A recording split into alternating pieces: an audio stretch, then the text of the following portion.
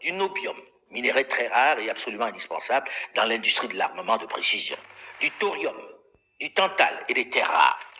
Voilà des butins de guerre particulièrement juteux que tient désormais le Rwanda sur le sol de la RDC. Il faut sécuriser ces minerais qu'il a plus ou moins déjà gagés au nez et à la barbe du propriétaire. Une source de revenus inestimable.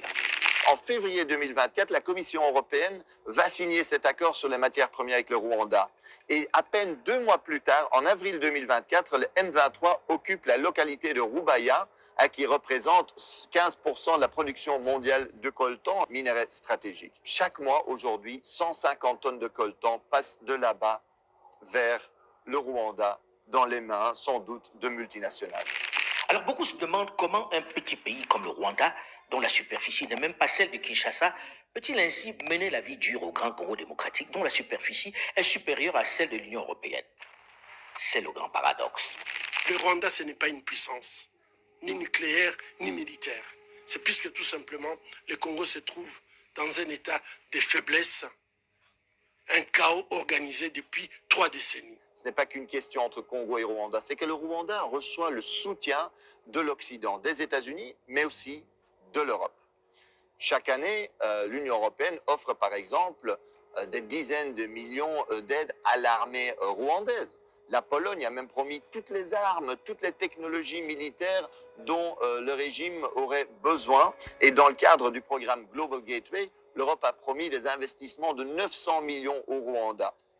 Et cerise sur le gâteau, en février 2024, l'Union européenne a signé un protocole d'accord privilégié sur les matières premières avec le Rwanda. Comment est-ce possible? Quand la Russie envahit l'Ukraine, à juste titre, c'est la condamnation. Ce sont les sanctions, ce sont les livraisons d'armes à l'Ukraine, mais quand il s'agit de la République démocratique du Congo, rien. On n'aide pas. La vie d'un Congolais ne vaut-elle pas la vie d'un Ukrainien? La vie d'une Congolaise ne vaut pas la vie d'une Ukrainienne? C'est la question que tous les peuples d'Afrique se posent. Pourquoi ce 2 poids 2 mesures? L'armée rwandaise ne pourrait pas se permettre ça sans le soutien de l'impérialisme américain, sans le soutien des États-Unis d'Amérique. C'est impossible, vous le savez.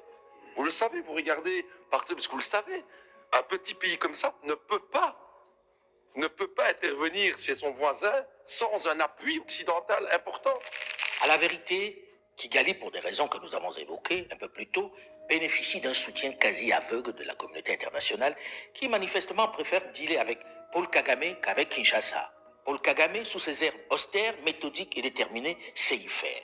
C'est ce qu'on va enfin soutenir le peuple congolais, soutenir dans l'intégrité territoriale de ce pays. Ne pas appliquer le 2 poids 2 mesures. Quand ça nous arrange, on ferme les yeux parce qu'il y a de l'argent. Et quand ça n'arrange pas, on intervient aussi parce que là aussi il y a de l'argent. Les droits humains, ce n'est pas une géométrie variable. Alors, n'est-il pas temps, Monsieur le Ministre, d'aller au cœur et au fond du problème, c'est-à-dire de prendre enfin des sanctions ciblées contre le M23 et surtout contre les 2 pays qui le soutiennent et l'arment depuis bien trop longtemps, à savoir l'Ouganda et le Rwanda. If we fail to respond decisively, we will not only betray the people of Congo, but also weaken Europe's own strategic interests. Jusqu'à quand le Rwanda continuera-t-il d'abuser votre respect et de votre autorité? Je relaye et je fais au nom de 95 parlements francophones l'appel solennel à ce qu'il y ait des sanctions. Ce serait l'honneur de la France d'être à la tête de demandes de sanctions contre l'Ouganda et contre le Rwanda. Ce serait son honneur. Vous aurez remarqué la réticence des grandes puissances européennes, notamment à prendre les sanctions contre le régime de Kigali. Le tout n'est pas de condamner du bout des lèvres, c'est d'adopter des mesures pour mettre fin à cette agression. On en est loin pour le moment. Il aura suffi que la Russie franchisse la frontière de l'Ukraine pour que les grandes puissances sortent la grosse artillerie pour voler au secours de l'Ukraine. Qu'elles déploient toutes les stratégies pour calmer les ardeurs de Moscou. Dans le Financial Times, l'expert Jason Stearns est clair. Cette guerre pourrait se terminer relativement rapidement. Il rappelle qu'en 2012, en fait, le M23 avait été battu. Et ce n'était pas seulement à cause de l'action de l'armée congolaise et de ses alliés du Sud qui avaient battu militairement le M23. C'est aussi parce que les soutiens internationaux du régime rwandais avaient suspendu son financement. Et que donc, eux, ils avaient dit, voilà, à cause du rôle que vous jouez au Congo, ben on ne va plus vous financer. Barack Obama avait appelé Kagame pour lui dire d'arrêter le M23. En d'autres mots, si l'Occident aujourd'hui ne sponsorisait pas cette guerre, elle pourrait prendre fin très rapidement. Et on aurait pu éviter déjà beaucoup de ces morts, beaucoup de ces victimes innocentes aujourd'hui en Congo.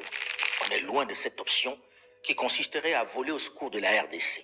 The situation in the Democratic Republic of the Congo is getting worse, even though President John Lorenzo has been mediating the conflict between Rwanda and the Democratic Republic of the Congo because he wants to bring peace and stability. The situation is really bad right now. I want to hear from Ms. President if you have any plan in the future to bring peace in the Democratic Republic of the Congo. You're asking me a question about Rwanda, and it is a very serious problem. I agree, but I don't think it's appropriate right now to talk about it, but it is a very serious problem. Le président américain préfère ainsi botter en touche. Ce n'est pas à l'ordre du jour. Il préfère prioriser dans le même temps sur le projet de son ami Elon Musk, qui l'a convaincu de mettre la pression sur l'Afrique du Sud afin qu'on remette des terres aux fermiers blancs d'Afrique du Sud, dont est originaire le patron de X, l'homme le plus riche du monde, nostalgique de la période de l'apartheid. On met aussitôt en toute absurdité l'Afrique du Sud sous sanction américaine. La question congolaise, pendant ce temps, est superbement ignorée. Ceci illustre l'injustice dont est victime le Congo sur ce coup de ses richesses. C'est difficile pour moi, qui ne crois pas à la malédiction du sous-sol, de voir à quel point cela peut par moments représenter une réelle source d'instabilité.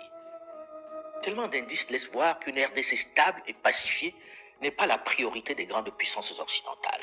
La guerre, les massacres, la déstabilisation à l'est du Congo arrangent bien ceux qui veulent voler les richesses naturelles à les matières premières du Congo. Pour des minerais, monsieur le ministre, oui, vous m'avez bien entendu.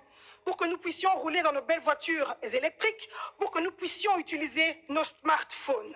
Il y en a qui rêvent d'occuper durablement l'est du Congo en coupant le Congo en petits bouts. C'est ce qu'on appelle communément la balkanisation, pour mieux voler les richesses et les ressources du Congo au profit des multinationales occidentales. Les puissances occidentales ne pensent pas à votre bonheur, elles ne pensent qu'à une seule chose, c'est l'exploitation de votre sous-sol. We should grow, we should work with each other, we should work together to fulfill this dream of our continent. I was born here, I grew up in Uganda, my wife was born in Burundi, we met in Kenya, and we are here.